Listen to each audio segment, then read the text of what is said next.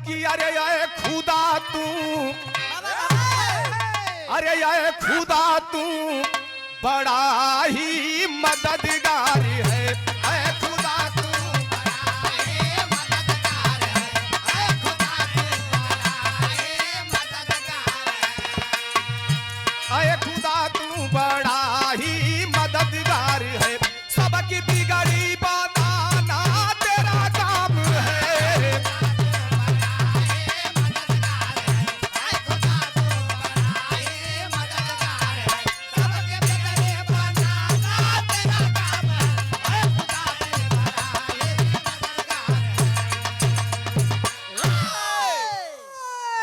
ये तो गजल का भाव है, लेकिन ए बच्चा रिदम में भाव लगल बिरहा में कैसे?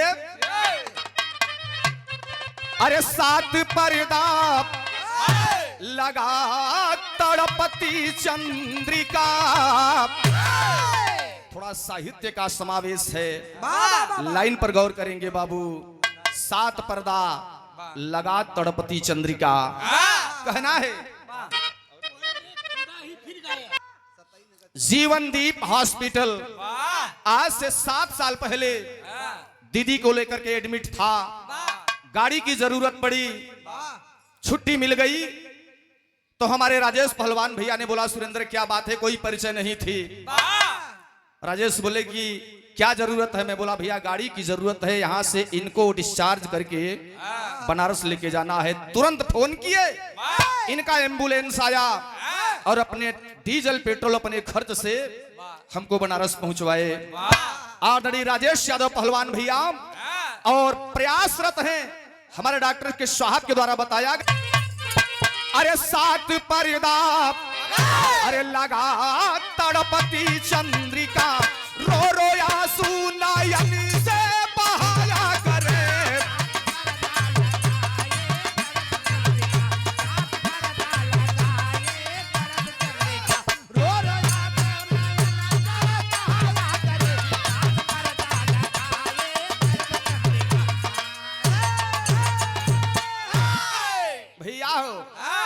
भाव लगल यहीं से, भाव बा कहां के?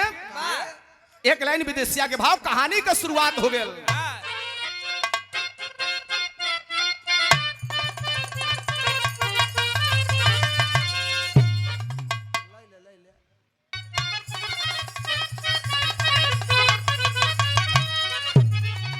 अरे कुंदना नगरिया राजा रुक्मी की जागिरी,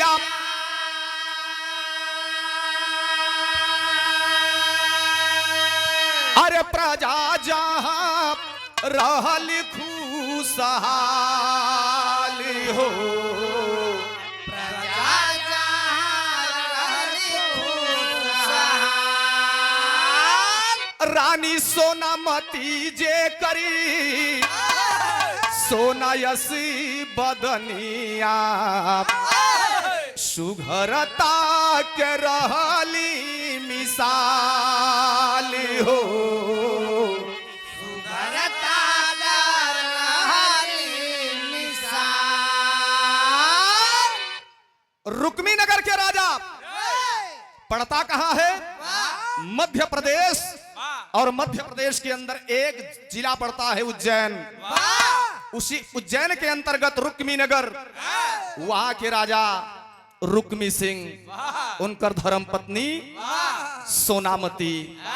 राजपाट बड़ी खुशहाली में बीतत बा, धीरे धीरे धीरे समय बीतल भैया। उम्र कितना भैल दोनों जन के? एक जने के 48 साल, एक जने के 42 साल। लेकिन प्रदीप भैया कोख सुना रही गयल, कोख वीरान रही गयल, घर आंगन गुलजार ना भयल। राजा रुक्मी सिंह सोचे लगलन कि बड़ी गलती कहीं न कहीं कर्म से भइल बा। लोग पूजा करते हैं, पाठ करते हैं, मैं भी पूजा पाठ किया, लेकिन कोई देवताओं के घर से सुनवाई नहीं हुई। लोग कहते हैं कि कल्पवास किया जाए तो बड़ा पुण्य मिलता है। सोचलन, विचार कैलन। उसी समय उसी दौर में मास्टर भैया तीर्थों के राजा प्रयागराज में महाकुंभ लगा था। उज्जैन के राजा रुक्मी सिंह अपने रानी सोनामती से कहलन कि ए सोनामती, चला दोनों परानी चल के 1 महीना कल्पवास कर आई, हो सकेला हमार जवन पुण्य बा उ फिर से उपज जाए और भगवान ही राजपाट के लिए न कोनो दुलरुआ दे दी हन। रानी सोनामती से कही के राजा शाम की सुतलन, रात बीतल, भोरही हुआ और भोरही में उठ के राजा स्नान कई के तैयार हो के अपने सोनामती से जाके कहलन कि सुनो सोनामती, चलो तैयार हो जाए। बिरहा में तर्ज लगल,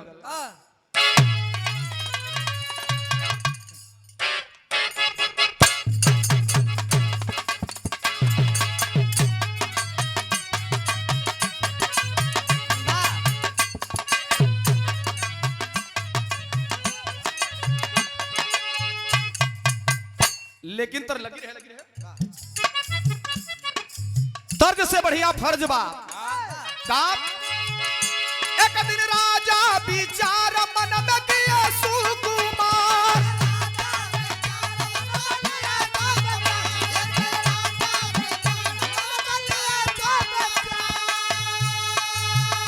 पास रानी लगे जाई कहन लगे उसी बार,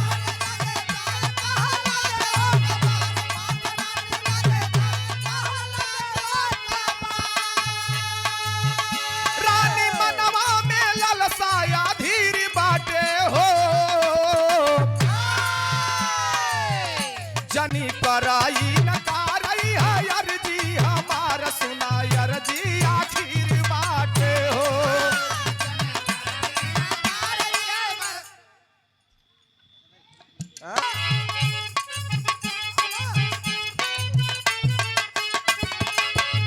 एक दिन राजा खुशहाल मन में किए विचार,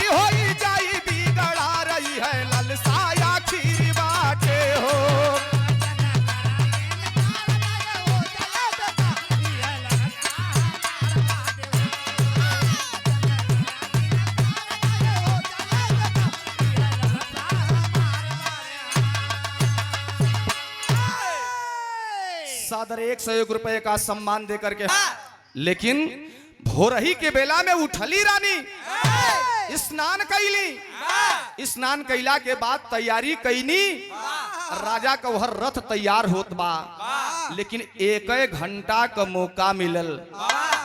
अब 1 घंटा का मौका मिलल तो राजा आके कहलन कि रानी तैयार हो गई हो। सोनामती कहलन कि जी राजा जी तैयार हो गई हूँ। चलिए, सोचे लगली रानी अब का करी। यही एक ठे दिल में बात आयल, मन में विचार आयल तो कहलन कि सुना राजा, हमार कुछ मन ही नहीं करत बा कि हम जई कुंभ में स्नान कर आई। दिल में कुछ तकलीफ बा, शरीर में कुछ हरासमेंट बा।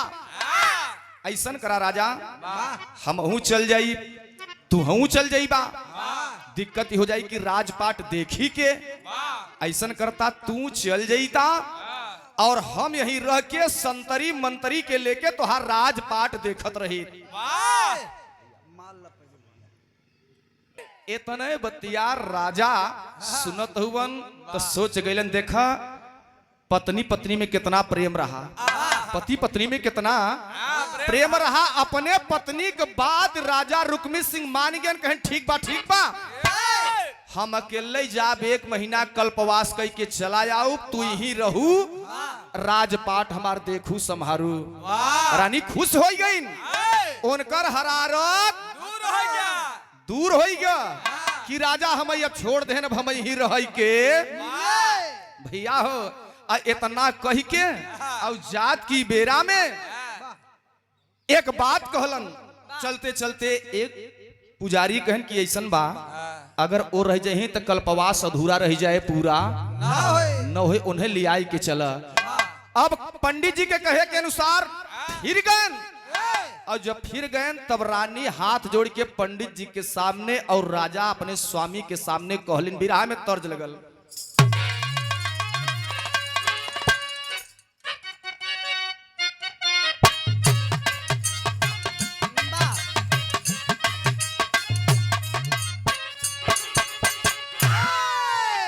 है तर्ज बाकी अरे बहना ए बहना अरे अखिया है प्यासी प्यासी मनवा में पूरन मासी अब तक ना आया मोरे साजना ए बहना।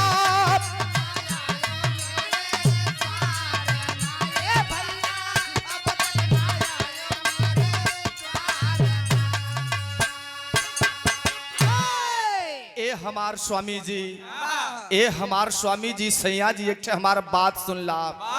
अरे ये राजा ए हो राजा हम नाही जईबई मेला आप ही चली जाए अकेला ले ले आए गो हमारी चीज हो।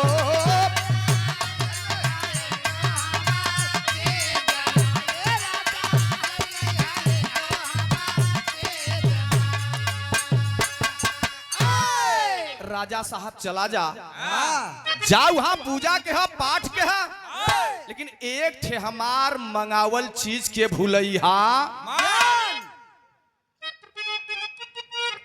भूलैहा जो तो है किसी न किसी जगह से लेकर के आना पड़ेगा। हर चीज का लिए है कहली रानी।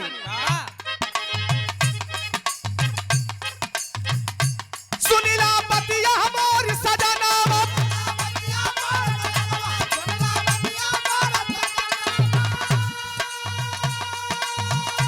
चाही तो हंसा एक मंगना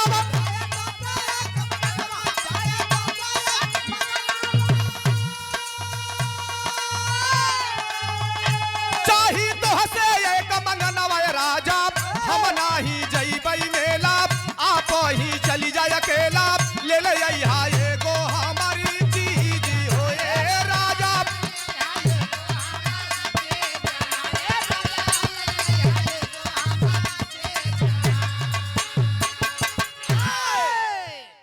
वाह वाह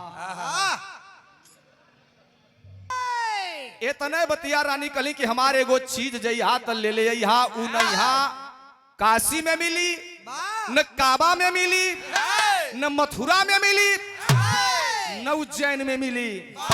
कहाँ मिली? तीर्थों के राजा जहां 60 दिन 62 दिन कल्पवास होता है वही मिल सकता है अन्यथा इस धरती पर कहीं नहीं मिलेगा। सादर 251 रुपए का आशीर्वाद सूरज यादव फत्तूपुर भदोही की ऐतिहासिक सरजमी से हमारे धर्म के दुलरुआ भैया की ओर से प्रदान हुआ है। भाई के दिल से धन्यवाद। मालिक सुखी रखे परिवार आबाद रहे।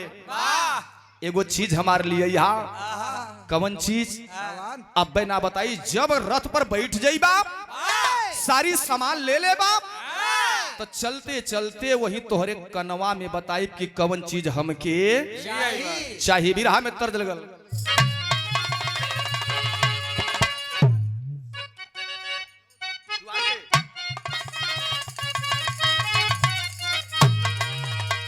कौनो मेहरारू अपने बलम जी से राजा जी से कलश की छोड़ दिए राजा जी।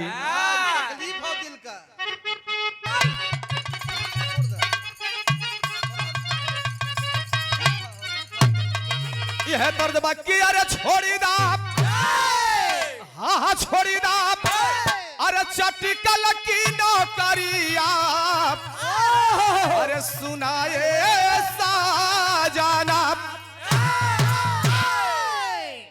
बस छुआए के राजा ज्यादा लिपिया पोती करे की जरूरत नहीं बा। रानी कहलिन कनवे में बताई। राजा बैठ गईलन रथ पर। का भइल?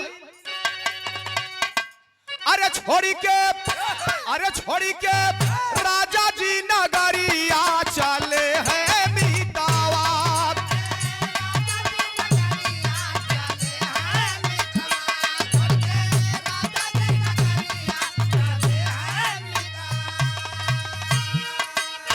आए हैं राजा प्रयाग तीर्थ धाम के।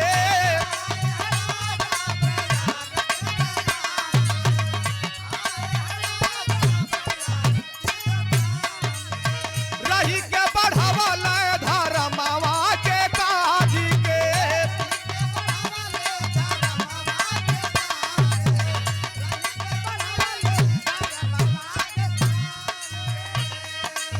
चचा लोगन, भैया लोगन, बाबू लोगन चले आए। राजा जी कनवा में रानी बताए देहली हमारी है जिजुइया चाहिए। आ गए राजा। 10 दिन 20 दिन 1 महीना कल्पवास पूरा हो गया। बोरिया बिस्तर समेटाए लगल और जब समेटाए लगल तब राजा जी के ध्यान भयल। अच्छा पुनः फिर सम्मान किया गया के लिए जीना। राजा के बतिया याद आ गयल कि अपने अर्धांगिनी का मंगावल चीजिया हम भुलाता नहीं। आसरत रहे, सुखी रखे, परिवार आबाद रहे। ए भैया रानी का मंगावल चीजिया खोजे चल देहलन। खोजत खोजत खोजत उ तीर्थ नगरी में कतहू सामान मिलल नहीं। और जब वहां तीर्थ नगरी से संगम नगरी से निकल के कहा गईलन? इलाहाबाद के शहर में।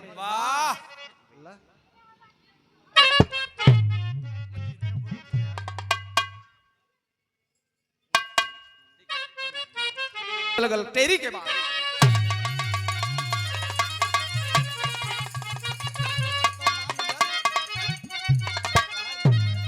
अरे बजरिया से ना मिली अब खुशी। अरे लड़ी गए नर्तकी से आवत की नजरिया।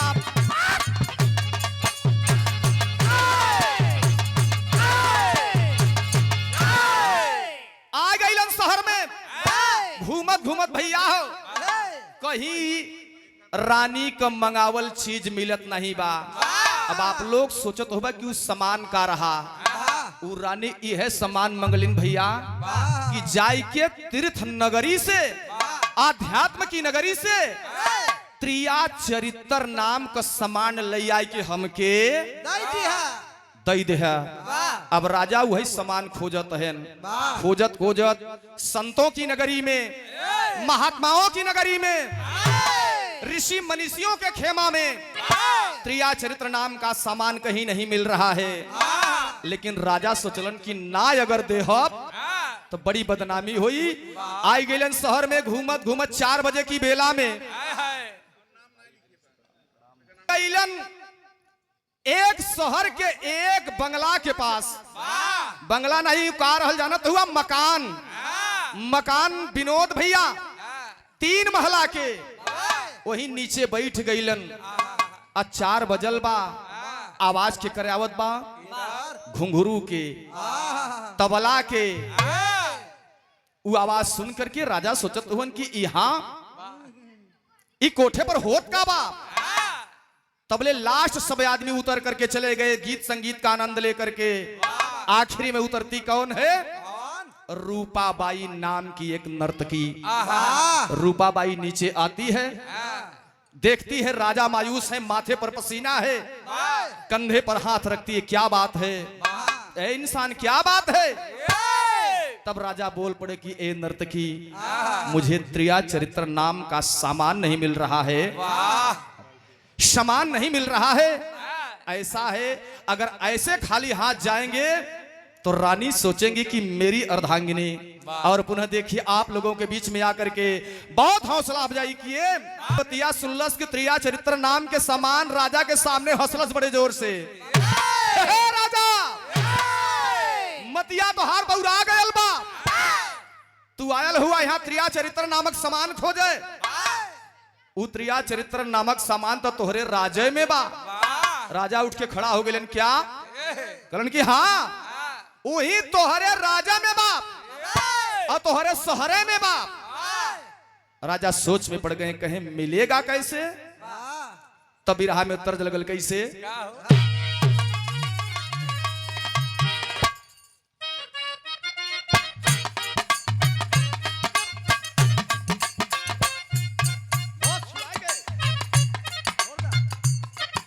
बड़ी बढ़िया लाइन। अब बात न हमसे होई, सुना यह मोर करेगा।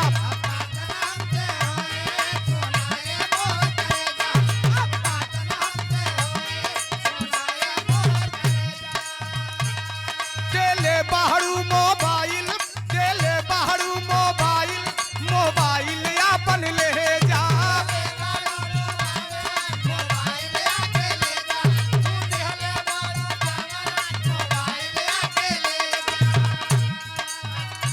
तरस छड़ी के आनंद बा भैया हो, लेकिन नर्तकी रूपा बाई कहलस, का कहलस?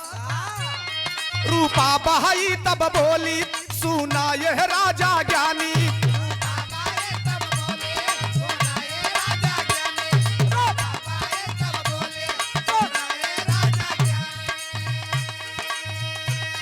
विश्वास करा हम देव, विश्वास करा हम देव, मंगले बाहरी जे रानी।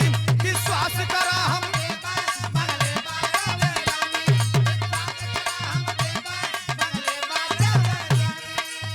आज रात खाली इंतजार करबा, आज रात खाली इंतजार करबा, हमारी दुकनिया के याद रखबा।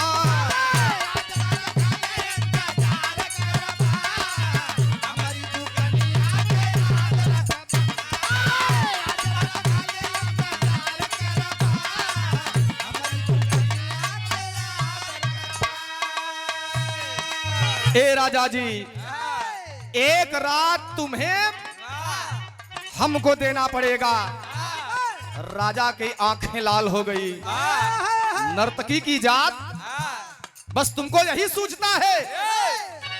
हम एक धर्म प्रिय राजा हैं, न्याय प्रिय राजा हैं, हम ऐसे रास्ते पर नहीं चलते हैं। रूपाबाई कलश आ गया दिमाग में गंदी मानसिकता।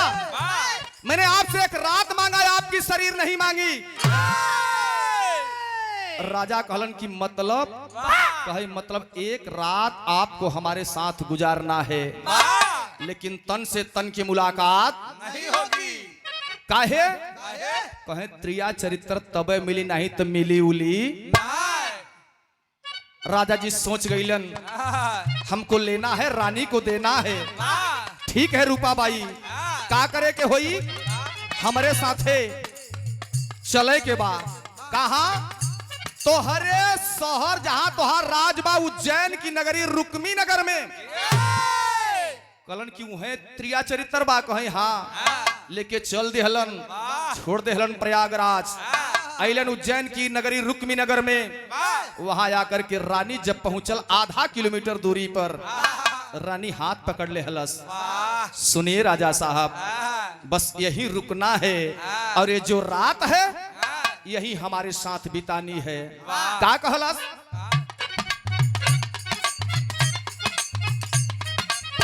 होई गयल रतिया जब भैली बिहान हो। राजा जी, होई गयल रतिया जब भैल बिहान हो। राजा जी हो पूछे लगल कहवा दुकान हो।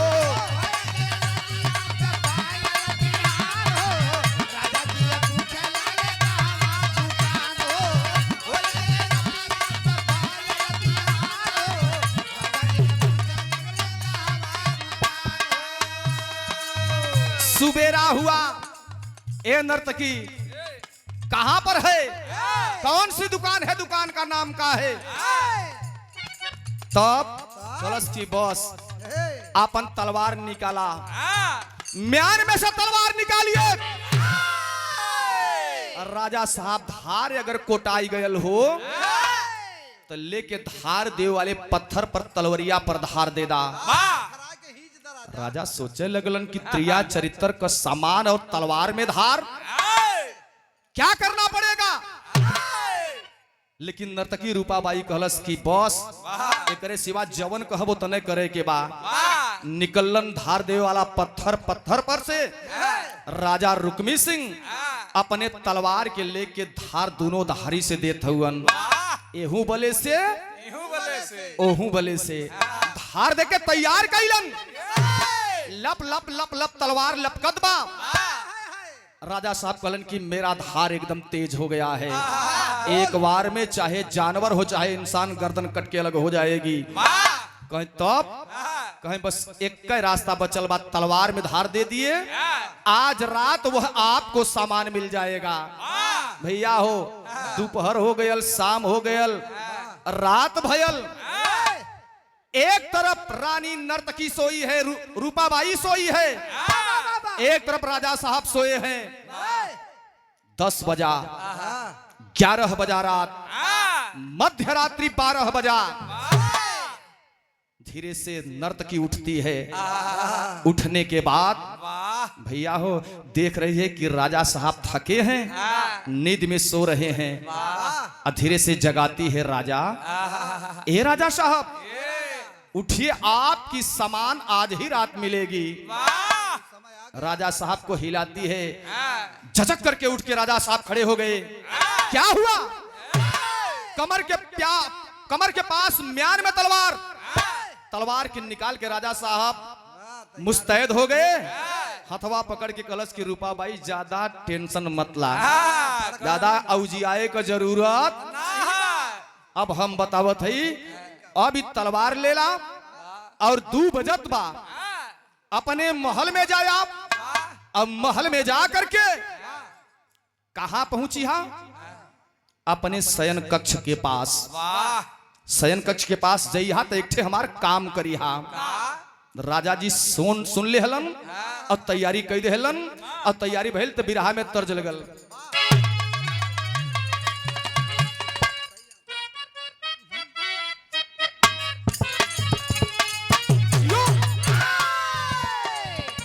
सम्मान किया गया हमारे प्रदीप कुमार यादव, दिल के दुलरुआ, हमारा अजीज साथी, हमार जिगर का टुकड़ा, आपकी ओर से 100 रुपए पुरस्कार। मालिक सुखी रखे, परिवार आबाद रहे। बड़ी गवायल रवि भैया का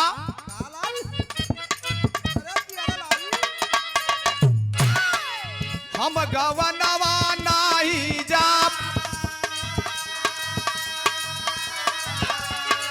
हम गवनवा नाही जाप, हम गवनवा नाही जाप। नई नई प्रीत लगी अहिरा नवाब, नई नई प्रीत लगी अहिरा नवा। हम गवनवा नाही जाप।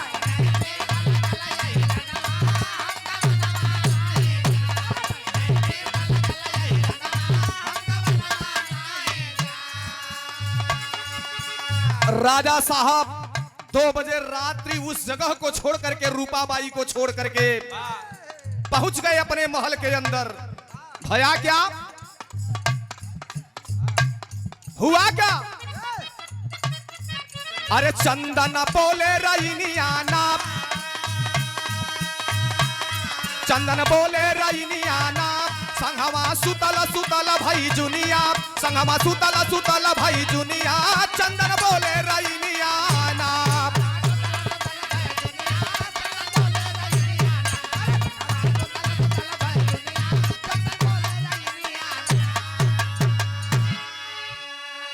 अरे राजा पहुंचे महल के भीतरी, पहुंच गईलन राजा साहब महल के भीतर। कौनो दरवाजा पर ना झकलन, कौने दरवाजा पर गईलन? अपने शयन कक्ष वाले दरवाजे पर। वहां दरवाजा पर पहुंचलन भैया हो, देखलन दरवाजा बंद नहीं था, केवल पल्ला सटाया गया था।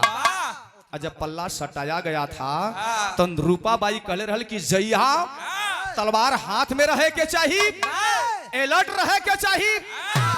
एकर बाद पल्ला तोहार बंद ना रही, पल्ला के बाड़ी पर लाक ना रही। धीरे से दरवाजा के खुलिहा, लेकिन पूरा मत खुलिहा, देखे खातिर खुलिहा। राजा साहब उहे कैलन, जाकर के हौले से जब ही दरवाजा का एक राइट वाला पल्ला धीरे से सरकौलन, जब पल्ला सरकल तो भैया हो भैया भयल का आल्हा के बाद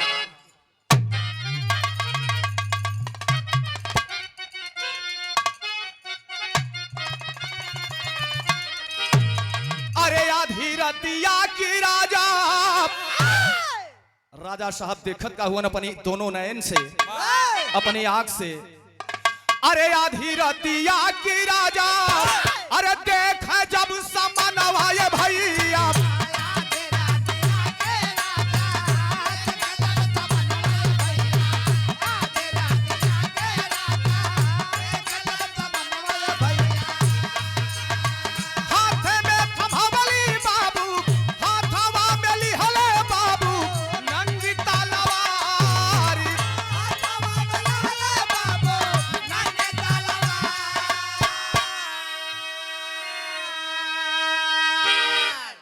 सम्मान किया गया। टक करके गिरे चाह तो तबले संभार ले हलन, और संभरलन तो देखलन का, अरे पड़ली जब नजरिया बाबू, पड़ली जब नजरिया बाबू, से जिया के ऊपर सुनीला,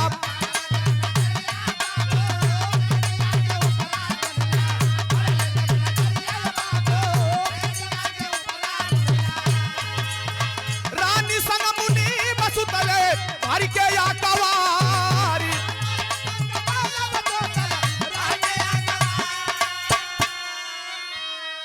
राजा साहब अपने अखिया से देखत का हुआ कि वह मुनीब जी जवन राज के राजपाट को लेखा जोखा करे, वही बैठ करके रानी साहिबा के शयन कक्ष पर सेज पर हाल समाचार कर रहा है, बातचीत कर रहा है। राजा सोच गए कि रानी ने हमारे साथ धोखा किया, मेरी अर्धांगिनी होकर के मेरे साथ छल किया। अरे जेके अपने जान से प्राण से बढ़ के मनली, वो हमारे साथ धोखा कैले बिया। मैं पुण्य क्या किया, वहां पर आया, जा करके रूपाबाई से कहता है, ए रूपाबाई, मैंने तो जा करके वहां देखा तो कोई सामान नहीं। आप बोल रही थे कि सामान वही है, कहें कि अबे तोहरे माइंड में ना आयल, अब ना समझला। ई है त्रिया चरित्र, त्रिया चरित्र दैयो न जानम। तोहार कयोनो कात बाई राजा साहब, तोहरे बस के बात नहीं की। भैया वही कहली ना कि पत्नी वो होनी चाहिए जो सत्कर्म के मार्ग पर लेके चले। मांग में 7 चुटकी सिंदूर डाला जाता है कि 1 जन्म नहीं 7 जन्मों तक रिश्ता कायम रहे। लेकिन आज कलयुग में कहीं होत बा तो कहीं नहीं होत बा। वही राजा साहब वहां से लौट करके आए, आत्मग्लानि हुआ, का कर अभी धरती पर जी करके आते हैं, वही तलवार लेकर के कैलन का वही लगे।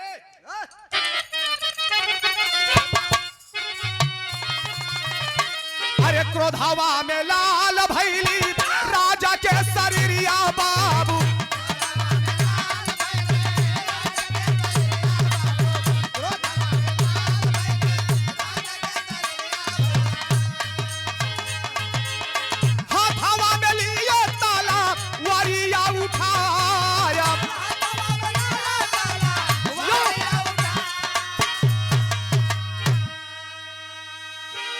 राजा साहब वही अपने तलवरिया जौने के धार देले रहलन पत्थरवा पर दोनों साइड, वह ले करके अंदर गए, तंदनाते हुए दरवाजा खोल करके देखते हैं मुनीब साहब और रानी साहिबा।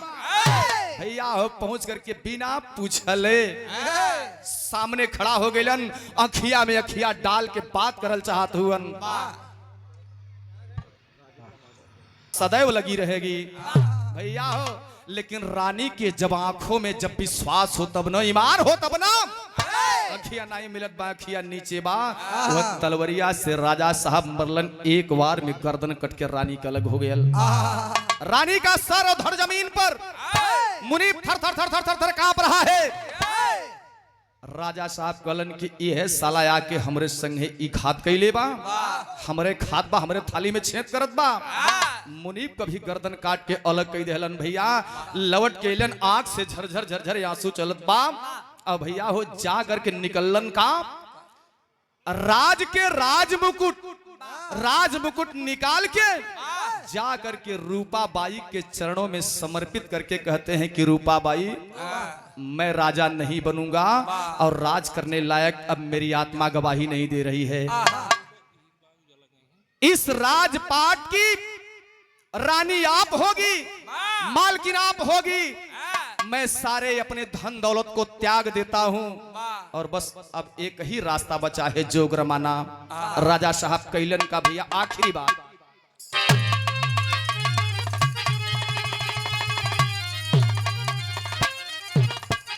अरे तई के रूपाबाई के कुली राजा रजिया तय अपने रानी के कारणवा पानी गईल है जोगिया।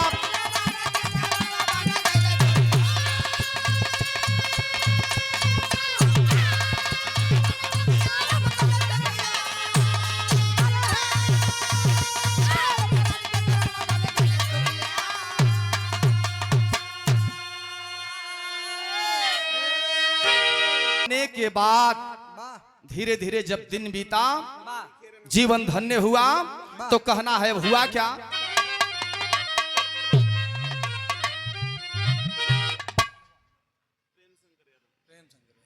और सम्मान किया गया हमारे बड़का भैया।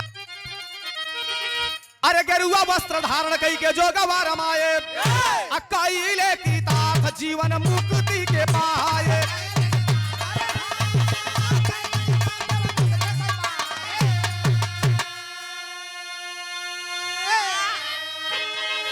बजरिया में मिली ना खुशी, अरे बजरिया में मिली ना खुशी, सुरेंद्र यादव पूजे पंचन के पायरिया।